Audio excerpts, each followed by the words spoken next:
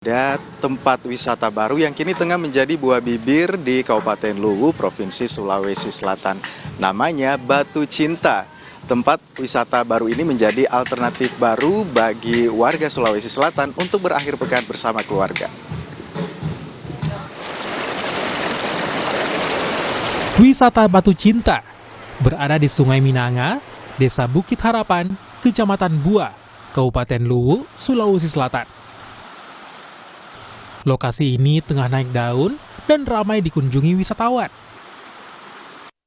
Yang paling menarik perhatian wisatawan adalah air yang keluar dari celah batu dan akar pohon. Warga pun bisa menikmati pemandangan seperti ini sepanjang 80 meter.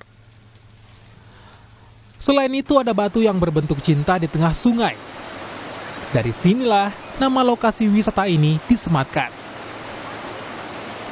Bagus, indah, ada air terjunnya, air bersih, pemandangan yang indah, hangat, kelestarian yang bagus, bisa buat healing, hiking. Ini yang sepanjang ini kalau kemarau ini, biar panjang kemarau ini tidak bisa airnya ini kering. Untuk sepanjangnya ini sekitar 80-an ke sana ini. Biaya masuk untuk di tempat wisata ini Pak bagaimana? Tidak malu Pak, tidak ditentukan keluarga. Istilahnya ada bilang 10.000 dikasih diambil, 5.000 diambil kalau motor. Saat ini pengelola wisata Batu Cinta masih swadaya.